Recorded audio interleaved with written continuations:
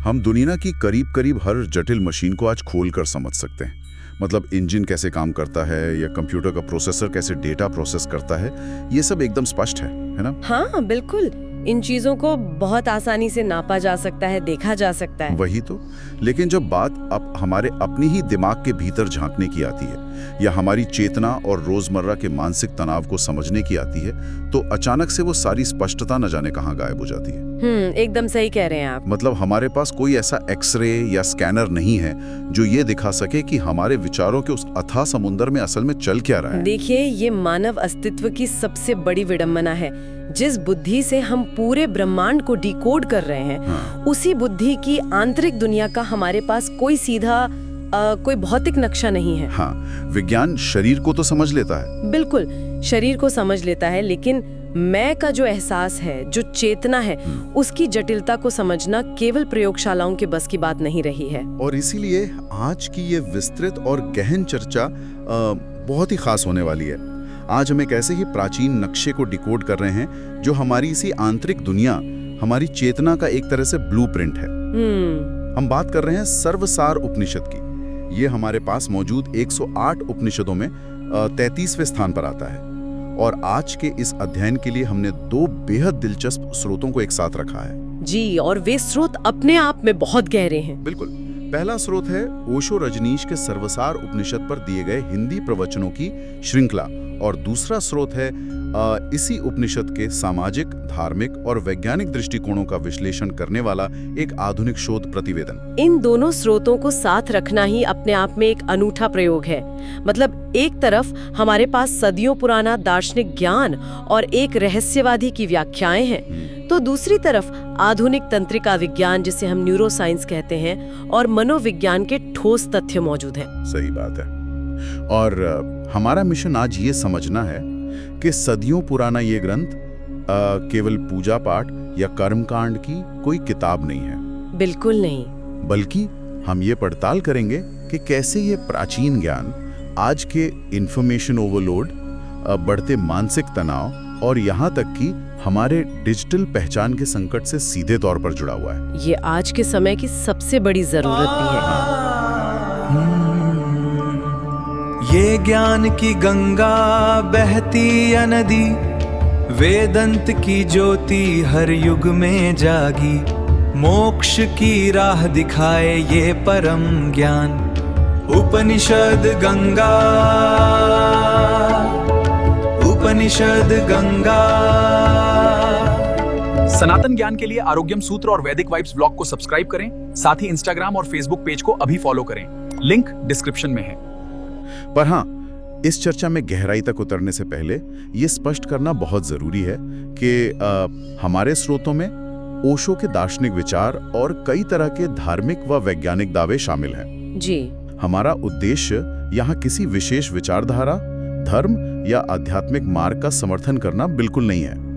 हम केवल निष्पक्ष भाव से उन विचारों और तंत्रों को सामने रख रहे हैं जो इन मूल स्रोतों में दी गई हैं, ताकि सुनने वाले खुद उन पर स्वतंत्र रूप से विचार कर सकें। और निष्पक्षता के इस चश्मे से देखना इसलिए भी आवश्यक है क्योंकि आज हम जिन धारणाओं का विश्लेषण करेंगे वे हमारी शिक्षा प्रणाली और ज्ञान अर्जित करने के बुनियादी तरीकों पर बड़े सवाल खड़े करती हैं। तो चलिए बिना किसी देरी के इस विषय के केंद्र में प्रवेश करते हैं। सबसे पहले तो ये नाम ही बहुत भारी भरकम है, सर्वसार उपनिषद। ओशो अपने प्रवचन की बिल्कुल शुरुआत में ही एक बहुत ही चौंकाने वाली बात कहते हैं। वे कहते हैं कि ये उपनिषद और इसका ज्ञान खतरनाक है। हाँ, ये शब्द सुन के थोड़ा अजीब लगता है। वही तो। सामान्य तौर पर तो ज्ञान को हमेशा जीवन में उजाला लाने वाला माना गया है, तो कोई ज्ञान खतरनाक कैसे हो सकता है? देखिए, इस खतरे को समझने के लिए पहले हमें सर्वसार शब्द का अर्थ समझना होगा। ओशो यहाँ एक बहुत ही दिलचस्प उपमा का प्रयोग करते हैं। अच्छा। वे बताते हैं कि किसी खदान की मिट्टी में से सोना खोजना अपने आप में बहुत मुश्किल काम है, लेकिन अगर कोई ये कहे कि उस शुद्ध सोने में से भी उसका स्वर्ण सार निकालना है, मतलब सोने का भी एकदम शुद्ध तत्व। बिल्कुल, सोने का भी जो सबसे सूक्ष्मतम, अशुद्धतम तत्व है वो निकालना है, तो वो करीब करीब असंभव सी बात लगती है। सर्वसार उपनिषद समस्त उपनिषदों का वही स्वर्ण सार है। अरे वाह। यह सार का भी सार है। और जहाँ तक इसके खतरनाक होने की बात है, तो यहाँ बात भौतिक दुनिया के ज्ञान की नहीं हो रही है। शोध प्रतिवेदन स्पष्ट करता है कि अगणित, इतिहास या भौतिक विज्ञान का ज्ञान इंसान को भीतर से बिना बदले भी हासिल हो सकता है। अच्छा, मतलब हमारा ऑपरेटिंग सिस्टम अपडेट करने की जरूरत नहीं है। एकदम सही पकड़ा आपने। कोई भी व्यक्ति जैसा है, अपने उसी क्रोध या लालच के साथ रहते हुए भी वो एक बेहतरीन इतिहासकार या गणितज्ञ बन सकता है। हाँ, मतलब बाहरी दुनिया की जानकारी इकट्ठा करने के लिए हमारे मूल स्वभाव में किसी बदलाव की जरूरत नहीं है। बिल्कुल यही बात है। लेकिन आत्मज्ञान या अचेतना का ज्ञान इस तरह काम नहीं करता। तो फिर ये काम कैसे करता है? ओशो कहते हैं कि अगर बिना किसी आंतरिक रूपांतरण के, बिना खुद को बदले कोई इंसान इस ज्ञान को केवल सिद्धांतों, श्लोकों और भली भरकम शब्दों की तरह इकट्ठा कर ले, सिर्फ रट ले, हाँ, तो ये ज्ञान उसके बौद्धिक अहंकार को बढ़ा देगा। इंसान को ये भ्रम हो जाएगा कि वो बहुत बड़ा ज्ञानी है, जबकि भीतर से वो वैसा ही अज्ञानी है। बाप रे, ये तो अज्ञान से भी ज्यादा खतरनाक स्थिति हो गई। बिल्कुल, क्योंकि अब अज्ञान ने ज्ञान का मुखौटा पहन लिया है। स्रोतों में यहाँ एक बहुत ही गहरा और रोजमर्रा की जिंदगी से जुड़ा उदाहरण दिया गया है, नींद और प्यास का उदाहरण। जी, ये बहुत ही सटीक उदाहरण है। ओशो कहते हैं कि गहरी नींद में जब जोर के प्यास लगती है तो अक्सर इंसान का दिमाग उसे एक सपना दिखाता है कि वो किसी नदी या झरने के किनारे पानी पी रहा है। और पता है, ये मानव मनोविज्ञान की एक अद्भुत रक्षा प्रणाली है। अच्छा, वो कैसे? दिमाग सपना इसलिए रचता है ताकि आपकी नींद को टूटने से बचाया जा सके। सपने के पानी से प्यास बुझती नहीं है, बस कुछ पल के लिए बुझी हुई महसूस होती है और इंसान आराम से सोता रहता है। बिल्कुल। अगर हम इसे आज के सूचना विस्फोट यानी इंफॉर्मेशन ओवरलोड के युग से जोड़ें तो एक बहुत ही सटीक समानता दिखाई देती है। हाँ, आजकल तो हर जगह जानकारी ही जानकारी है। हम इंटरनेट पर दिन भर आध्यात्मिक कोट्स, दर्शन शास्त्र के वीडियो और दुनिया भर की जानकारियां पढ़ते रहते हैं। ऐसा लगता है कि हम उसी झूठे पानी से अपनी ज्ञान की प्यास बुझाने की कोशिश कर रहे हैं। सही बात है। हम इन झूठी चर्चाओं से अपने अज्ञान को छिपा लेते हैं ताकि हमारे अहंकार की जो आरामदायक नींद है वो टूट ना जाए। शोध प्रतिवेदन भी इसी सटीक बिंदु पर जोर देता है जब वो विद्या और अविद्या के द्वंद्व का वैज्ञानिक और दार्शनिक विश्लेषण करता है। तो उपनिषद की दृष्टि में अविद्या क्या है? उपनिषद की दृष्टि में अविद्या का मतलब जानकारी की कमी होना नहीं है। अविद्या का अर्थ है गलत ज्ञान, यानी जो सत्य नहीं है उसे सत्य मान लेना। मतलब आजकल जो हम डेटा जुटाने को ही ज्ञान मान लेते हैं। जी हाँ, आज की दुनिया में डेटा को ही ज्ञान मान लिया गया है। विद्या वह प्रक्रिया है जो इस भ्रम के आवरण को हटाती है। ज्ञान कोई वस्तु नहीं है जिसे बाहर से दिमाग में भरा जाए। संन्यास या आत्म खोज का असली मतलब ही इस संसार रूपी नींद से जागना है, उस सपने के पानी को छोड़कर असल पानी की तलाश करना है। लेकिन यहाँ एक व्यवहारिक सवाल खड़ा होता है। पूछिए। अगर ये सच्चा ज्ञान किताबों से, इंटरनेट से या केवल सूचनाओं के आदान प्रदान से नहीं मिल सकता, तो ये एक पीढ़ी से दूसरी पीढ़ी तक या एक इंसान से दूसरे इंसान तक पहुंचता कैसे है? ये बहुत ही महत्वपूर्ण सवाल है। स्रोतों में यहीं पर अगुरु शिष्य संबंध और मौन के संक्रमण का जिक्र आता है। मौन का संक्रमण? जी। उपनिषद की शुरुआत ही एक शांति पाठ यानी आप प्रार्थना से होती है। प्रार्थना है, हे परमात्मा, हम दोनों का रक्षण और पालन करो। हम दोनों यानी गुरु और शिष्य दोनों? बिल्कुल। तो शिष्य का रक्षा मांगना तो समझ में आता है कि वो अज्ञानी है, लेकिन एक ज्ञानी गुरु भला रक्षा क्यों मांग रहा है? ये प्रार्थना उस पारंपरिक छवि को तोड़ती है जहाँ गुरु को एक सर्वज्ञानी और अजय व्यक्ति माना जाता है। अच्छा। ओशो समझाते हैं कि ये प्रार्थना उस सच्चे गुरु की अपूर्व विनम्रता को दर्शाती है। जिस व्यक्ति के भीतर ये भाव बचा है कि मैं गुरु हूँ और मुझे सब पता है, वो अहंकार से भरा है। तो मतलब वो गुरु होने के योग्य ही नहीं है। एकदम सही। सच्चा गुरु अज्ञात की यात्रा पर शिष्य के साथ एक साथी की तरह खड़ा होता है। ये संबंध इतना आत्मीय होता है कि दोनों एक ही नाव में सवार होते हैं। अगर एक डूबेगा तो दूसरा भी डूबेगा? जी हाँ, संक्रमित होता है। जैसे एक बुझे हुए दिए को एक जलते हुए दिए के पास रख दिया जाए और हवा के झोंके से वो बुझा दिया जल उठे। मुझे ईमानदारी से कहना होगा कि ये संक्रमण वाली बात सुनने में बहुत काव्यात्मक और रहस्यमयी लगती है। रहस्यमयी लग सकती है, लेकिन इसके पीछे विज्ञान है। वही मैं पूछने वाला था, क्या आधुनिक विज्ञान या मनोविज्ञान में इस बात का कोई आधार है कि बिना बोले महज पास बैठने से कोई ज्ञान या शांति मिल सकती है? देखिए, विज्ञान की कसौटी पर कसें तो ये उतना रहस्यमय नहीं है जितना लगता है। न्यूरोसाइंस में मिरर न्यूरॉन्स और इमोशनल कंटेगियन का सिद्धांत इसे बहुत अच्छी तरह समझाता है। मिरर न्यूरॉन्स, ये कैसे काम करता है? इंसान का दिमाग अपने आसपास के वातावरण और लोगों की मानसिक अवस्था को लगातार स्कैन और कॉपी करता है। अच्छा, मतलब हम दूसरों की ऊर्जा पकड़ते हैं। बिल्कुल। जब कोई व्यक्ति किसी ऐसे इंसान के साथ लंबे समय तक मौन में बैठता है जिसका तंत्रिका तंत्र पूरी तरह शांत और संतुलित है, तो मिरर न्यूरॉन्स के कारण उस दूसरे व्यक्ति का दिमाग भी उसी शांति के पैटर्न को कॉपी करने लगता है। अरे वाह, ये तो बहुत ही शानदार स्पष्टीकरण है। मतलब ये कोई जादू नहीं है, बल्कि एक जैविक गूंज या बायोलॉजिकल रेजोनेंस है। बिल्कुल। स्रोतों में बौद्ध धर्म और उनके शिष्य हुईनेंग की कहानी का जो जिक्र है, वो इसी न्यूरोप्लास्टिसिटी का उदाहरण है। क्या कहानी है वो? हुईनेंग सालों तक बौद्ध धर्म के पीछे घूमते रहे, उनकी सेवा करते रहे। बौद्ध धर्म कुछ सिखाते नहीं थे। फिर एक आधी रात को अचानक हुईनेंग को ज्ञान प्राप्त हो गया, बिना कुछ सिखाए। हाँ, और जब हुईनेंग ने पूछा कि आपने पहले क्यों नहीं बताया, तो बौद्ध धर्म ने कहा कि उन्हें खुद नहीं पता था कि यह घटना किस क्षण घटेगी। अच्छा। बस साथ जीना, उस प्रेजेंस में रहना ही काफी था ताकि दिमाग का वो नया पैटर्न सेट हो सके। इसे ही प्राचीन भाषा में सत्संग कहा गया है।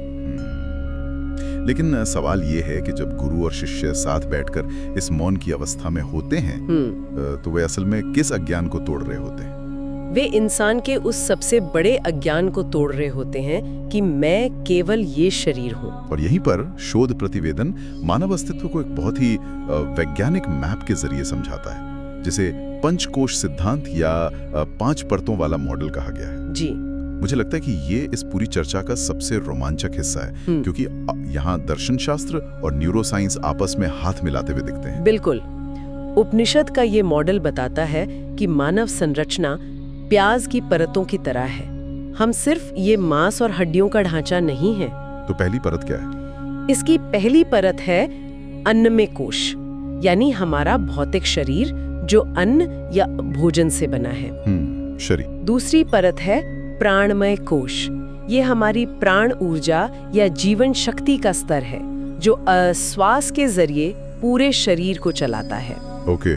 तीसरी है मनोमय कोश, जहाँ हमारे विचार, भावनाएं और मैं या अहंकार का भाव रहता है, मतलब हमारा मन। हाँ। चौथी परत है विज्ञानमय कोश, जो हमारी बुद्धि, सही गलत का निर्णय लेने और विश्लेषण करने की क्षमता है। और पांचवी और सबसे गहरी परत है आनंदमय कोश, जहाँ कोई विचार नहीं होता, केवल शुद्ध आनंद और गहरी शांति होती है। अगर हम इसे न्यूरोसाइंस के नजरिए से देखें तो शोध प्रतिवेदन इन परतों को शरीर विज्ञान से कैसे जोड़ता है? क्योंकि केवल नाम रख देने से तो बात नहीं बनती है ना। बिल्कुल। शोध रिपोर्ट बहुत स्पष्ट रूप से इनके तंत्र को समझाती है। उदाहरण के लिए प्राणमय कोश का सीधा संबंध हमारे स्वायत्त तंत्रिका तंत्र और HRV से बताया गया है। HRV यानी हार्ट रेट वेरिएबिलिटी, मतलब हमारे दिल की धड़कनों के बीच का जो समय है उसमें कितना लचीलापन है। एकदम सही। जब इंसान गहरी और लयबद्ध सांसें लेता है, जो प्राणमय कोश को साधने का तरीका है, तो ये हमारे शरीर की वेगस नर्व को उत्तेजित करता है। Vagus nerve? हाँ, ये नर्व शरीर के तनाव वाले सिस्टम के लिए एक ब्रेक पैडल की तरह काम करती है। श्वास के जरिए जैसे ही ये ब्रेक पैडल दबता है, HRV बेहतर होता है और इंसान शारीरिक रूप से शांत महसूस करता है। और आनंदमय कोश को लेकर जो वैज्ञानिक दावे हैं, वे भी कम हैरान करने वाले नहीं है। जी हाँ, आनंदमय कोश का संबंध मस्तिष्क की गामा तरंगों से जोड़ा गया है।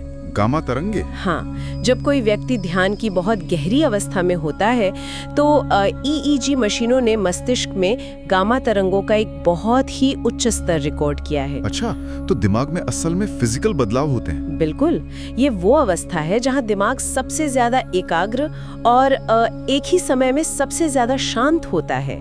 इसके साथ ही चेतना की 4 अवस्थाएं भी बताई गई हैं। वे कौन सी हैं? जागृत, जब हम भौतिक दुनिया में जगे हुए हैं। स्वप्न, जब मनोमय कोश सक्रिय है। सुषुप्ति, यानी गहरी स्वप्नहीन नींद, जहां कोई मानसिक तनाव नहीं होता। और चौथी है तुरीय अवस्था, जो अशुद्ध चेतना की स्थिति है। सुनने वालों के मन में ये सवाल उठना बहुत लाजमी है कि ठीक है, ये सब बहुत वैज्ञानिक हैं, लेकिन मेरी आज की भागदौड़ भरी जिंदगी, मेरी ऑफिस की डेडलाइंस और ईएमआई के तनाव के बीच इसका क्या व्यावहारिक उपयोग है? इसका बहुत बड़ा और सीधा व्यावहारिक उपयोग है। क्या ये सिर्फ एक थ्योरी है? नहीं, शोध रिपोर्ट ये रेखांकित करती है कि भारत की नई शिक्षा नीति में छात्रों की केवल बौद्धिक विकास पर जोर देने के बजाय इसी समग्र पंचकोश मॉडल को आधार बनाया गया है। अच्छा, ताकि मानसिक और भावनात्मक स्वास्थ्य भी बेहतर हो सके। बिल्कुल। इसके अलावा आधुनिक मनोविज्ञान में CBT यानी कॉग्निटिव बिहेवियरल थेरेपी भी इसी सिद्धांत पर काम करती है। CBT, जिसे हम आधुनिक मनोविज्ञान का एक बड़ा हथियार मानते हैं, पर ये उपनिषद से कैसे जुड़ता है? देखिए, CBT की पूरी प्रक्रिया इंसान को ये सिखाती है कि वो अपने विचारों को एक तीसरे व्यक्ति की तरह दूर से देखना शुरू करे। इसे ही उपनिषद में साक्षी भाव कहा गया है। जब कोई व्यक्ति ये समझ लेता है कि मैं ये विचार नहीं हूँ, मतलब मैं मनोमय कोश नहीं हूँ, तो वो उन विचारों की पकड़ से बाहर आ जाता है। अरे वाह! शोध बताते हैं कि केवल इस एक साक्षी भाव की तकनीक से एंजाइटी यानी चिंता में 30% तक की भारी कमी देखी गई है। 30%? ये आंकड़ा सच में बहुत प्रभावशाली है, लेकिन यहाँ एक बहुत बड़ा पेंच है। कैसा पेच? अगर ये इतना ही वैज्ञानिक है, अगर गामा तरंगों तक पहुंचना और ब्रेक पैडल दबाना इतना ही स्पष्ट है, तो दुनिया में इतने कम लोग उस शांति तक क्यों पहुंच पाते हैं? हम सब क्यों नहीं हमेशा खुश रहते? ये एक बहुत गहरी बात है। ओशो के प्रवचन इसका बहुत ही तीखा जवाब देते हैं। वे कहते हैं कि अहम बीच में सबसे बड़ी दीवार है अहंकार की। और यह अहंकार कोई सीधा साधा दुश्मन नहीं है, ये बहुत ही चालाक है। बिल्कुल, अहंकार की ये चालाकी आध्यात्मिक रास्तों पर और भी खतरनाक हो जाती है। उपनिषद की शुरुआत में प्रार्थना की एक पंक्ति आती है, हम किसी से द्वेष न करें। ओशो इसकी बड़ी गहरी व्याख्या करते हुए बताते हैं कि इंसान इतना ईर्ष्यालु है कि वो आध्यात्मिक खोज में भी प्रतिस्पर्धा लेकर आ जाता है। आध्यात्मिक प्रतिस्पर्धा? हाँ, वो सोचता है अगर बुद्ध या महावीर को ज्ञान मिल गया तो मुझे क्यों नहीं मिला। अरे बाप रे! सांसारिक दुनिया में व्यापार में प्रतिस्पर्धा काम आ सकती है, लेकिन परमात्मा की तरफ जाने वाले रास्ते पर ईर्ष्या एक बहुत बड़ा अवरोध है। स्रोतों में यहाँ ओशो के हवाले से अहंकार के एक बहुत ही सूक्ष्म रूप का जिक्र किया गया है, जिससे सात्विकता का रोग कहा गया है। जी, ये बहुत ही बारीक कॉन्सेप्ट है। ये टर्म अपने आप में एक विरोधाभास लगता है। असात्विकता तो अच्छी चीज है, फिर ये रोग कैसे हो सकता है? यही इसकी सबसे बड़ी चालाकी है। जब कोई व्यक्ति कहता है कि मैं बहुत अच्छा इंसान हूँ, मैं बहुत दान पुण्य करता हूँ, मैं झूठ नहीं बोलता, तो ये अच्छाई भी एक तरह का भारी पत्थर बन जाती है, क्योंकि इन सभी बातों के केंद्र में मैं खड़ा है, मैं अच्छा हूँ। अच्छा, तो ये भी एक तरह का अहंकार ही है? बिल्कुल। ओशो कहते हैं कि जब तक ये मैं मौजूद है तब तक मुक्ति असंभव है। इसे ही केंद्र और परिधि के सिद्धांत से समझाया गया है। केंद्र और परिधि? हाँ, एक आम इंसान हमेशा अपने अहंकार को अपने जीवन का केंद्र मानता है और बाकी पूरी दुनिया उसकी परिधि पर होती है। लेकिन जब असली ज्ञान घटित होता है तो अस्तित्व या ब्रह्मांड केंद्र बन जाता है और व्यक्ति का अपना मैं सिर्फ किनारे की एक धुंधली सी रेखा रह जाता है। इस सात्विकता के रोग को मैं आज के डिजिटल युग से जुड़ना चाहूंगा। जी बताइए। आज दुनिया भर में लोग अपनी सोशल मीडिया प्रोफाइल को, अपनी डिजिटल पहचान को सजाने संवारने में लगे रहते हैं। हम इंटरनेट पर अपनी एक बहुत ही आदर्श और सात्विक छवि पेश करते हैं। सही बात है। जब कोई व्यक्ति सोशल मीडिया पर लगातार बड़े बड़े आध्यात्मिक ज्ञान की बातें पोस्ट करता है, गरीबों की मदद करते हुए अपनी तस्वीरें डालता है और सोचता है कि देखो मैं कितने ऊंचे विचार शेयर कर रहा हूँ, तो क्या ये उसी सात्विकता के रोग का आधुनिक रूप नहीं है? हम अपने मनोमय कोश को ही अपना पूरा अस्तित्व मान बैठे हैं और अहंकार ने बस एक नया डिजिटल चोला पहन लिया है। ये आज के समाज का एक बहुत ही सटीक विश्लेषण है। हम अपनी बनाई हुई उस कृत्रिम डिजिटल छवि के गुलाम हो गए हैं। बिल्कुल। और इस डिजिटल या मानसिक छवि को तोड़ना, इस अहंकार के जाल से बाहर आना कोई आसान या आरामदायक काम नहीं है। ओशो इसे एक बेहद पीड़ादायक प्रक्रिया बताते हैं। हाँ, उन्होंने इसकी तुलना एक बीज के टूटकर वृक्ष बनने से की है। जी, स्रोतों में ये साफ कहा गया है कि जैसे जन्म के समय एक माँ को भारी प्रसव पीड़ा से गुजरना पड़ता है, वैसे ही इंसान को अपनी ही चेतना को नया जन्म देने में भयंकर पीड़ा होती है। सही कहा। क्योंकि यहाँ किसी बाहरी चीज को जन्म नहीं देना है, बल्कि अपने ही उस पुराने रूप को, उस पुरानी पहचान को पूरी तरह से मिटाना है। बिना मिटे नया जन्म नहीं हो सकता। और पता है, इस बदलाव के लिए शरीर और दिमाग की भारी ऊर्जा की आवश्यकता होती है। ऊर्जा के इसी संरक्षण को सुनिश्चित करने के लिए ओशो ने अपने 7 दिवसीय ध्यान शिविरों के कुछ नियम बताए हैं। वे नियम तो सुनने में बहुत कठोर लगते हैं। लेकिन न्यूरोबायोलॉजी के दृष्टिकोण से इनके पीछे का विज्ञान बहुत गहरा है। चलिए इन नियमों के विज्ञान को थोड़ा गहराई से समझते हैं। जैसे सबसे पहला नियम है आंखों पर पट्टी बांधना। हाँ, देखिए, इंसान के मस्तिष्क की कुल ऊर्जा का एक बहुत बड़ा हिस्सा, लगभग 30 से 40% केवल हमारी आंखों द्वारा देखी गई चीजों को डिकोड करने में खर्च हो जाता है। मतलब सिर्फ देखने में ही इतनी ऊर्जा खर्च हो जाती है? बिल्कुल। जब आंखों पर पट्टी बांधी जाती है तो दिमाग की वो ऊर्जा खर्च होनी बंद हो जाती है। ओशो कहते हैं कि वह बची हुई ऊर्जा फिर दोनों भौहों के बीच, जिसे तीसरी आंख कहा जाता है, उसकी तरफ मुड़ जाती है। और कानों में रुई डालने का भी नियम है ना? हाँ, इसी तरह कानों में रुई डालने को कहा जाता है ताकि दिमाग का ऑडिटरी काम कम हो और इंसान भीतर की सूक्ष्म ध्वनियों पर ध्यान केंद्रित कर सके। पूर्ण मौन रखने का भी नियम है, क्योंकि बोलने में बहुत शारीरिक और मानसिक ऊर्जा लगती है। मौन रहने से हम दूसरों के तंत्रिका तंत्र में भी दखल नहीं देते। यहाँ तक कि 7 दिन तक भोजन भी बहुत कम खाने को कहा गया है। इसका कारण भी ऊर्जा का संरक्षण ही है। जब भारी भोजन किया जाता है तो शरीर का सारा ब्लड फ्लो और ऊर्जा उसे पचाने के लिए पाचन तंत्र की तरफ चली जाती है। सही बात है, खाने के बाद अक्सर नींद भी आती है। बिल्कुल। कम और हल्का भोजन करने से वो ऊर्जा पेट की ओर ना जाके मस्तिष्क की ओर चेतना के विकास के लिए उपलब्ध रहती है।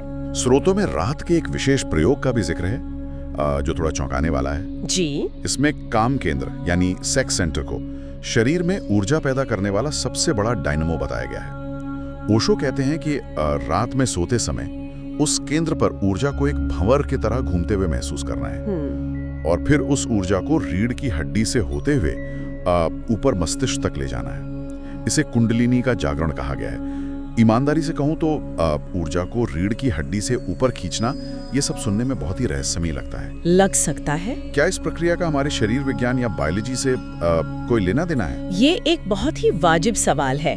अगर हम इसे तंत्रिका विज्ञान की भाषा में समझें तो रीढ़ की हड्डी हमारे शरीर का सेंट्रल नर्वस सिस्टम का सबसे बड़ा हाईवे है, कि सबसे बुनियादी और शक्तिशाली सर्वाइवल ड्राइव से जुड़ी है। सही बात है। जब ध्यान के माध्यम से वहाँ फोकस किया जाता है तो असल में हम उस गहरी जैविक उत्तेजना को नियंत्रित कर रहे होते हैं। अच्छा, तो ऊर्जा को ऊपर ले जाने का मतलब क्या हुआ? इसका मतलब है उस प्राइमल ऊर्जा को मस्तिष्क के उच्च केंद्रों जैसे प्रीफ्रंटल कॉर्टेक्स की तरफ मोड़ना।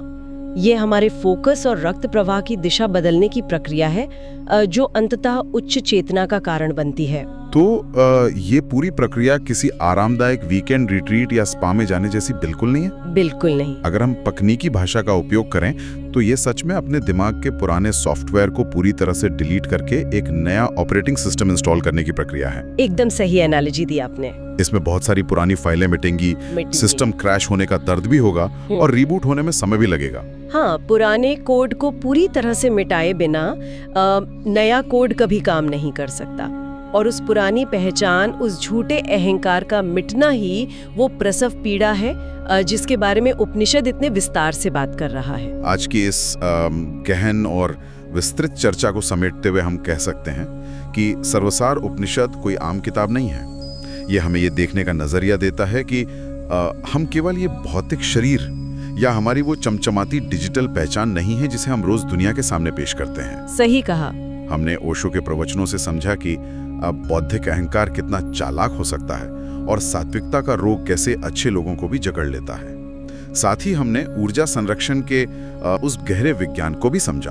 और सबसे महत्वपूर्ण बात, आधुनिक शोध प्रतिवेदन ने हमें ये साफ कर दिया कि ये प्राचीन ज्ञान कोई हवाई बातें नहीं है। बिल्कुल। पंचकोश का सिद्धांत, वेगस नर्व की भूमिका और साक्षी भाव का अभ्यास आज की न्यूरोसाइंस, कॉग्निटिव मनोविज्ञान और तनाव प्रबंधन के साथ पूरी तरह से मेल खाता है। और एक बार फिर हम स्पष्ट कर दें कि ये पूरी चर्चा इन स्रोतों में दी गई सामग्री का केवल एक निष्पक्ष विश्लेषण थी। जी। हम यहाँ किसी सिद्धांत को सही या गलत नहीं ठहरा रहे हैं, बल्कि विचारों के उन आयामों को खोल रहे हैं जो सदियों से मौजूद हैं। बिल्कुल। अंत में मैं जो लोग सुन रहे हैं उनके लिए एक बहुत ही गहरा विचार छोड़ना चाहता हूँ। आज हमने बात की कि कैसे आधुनिक मनोविज्ञान यानी CBT और उपनिषद दोनों हमें अपने ही विचारों और भावनाओं का साक्षी बनना सिखाते हैं। हाँ।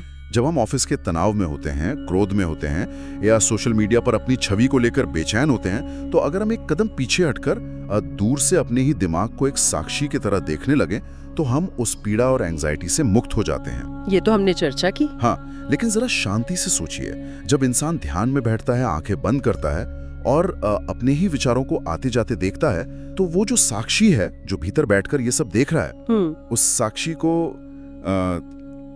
भीतर से कौन देख रहा है? क्या देखने वाले को भी देखा जा सकता है? ये वाकई एक बहुत गहरा सवाल है। इसी सवाल के साथ आज की इस गहन चर्चा को हम यहीं विराम देते हैं। इस विचार पर गौर जरूर कीजिएगा। सनातन ज्ञान के लिए आरोग्यम सूत्र और वैदिक वाइब्स ब्लॉग को सब्सक्राइब करें। साथ ही इंस्टाग्राम और फेसबुक पेज को अभी फॉलो करें। लिंक डिस्क्रिप्शन में है। मोक्ष की राह दिखाए ये परम ज्ञान, उपनिषद गंगा, उपनिषद गंगा।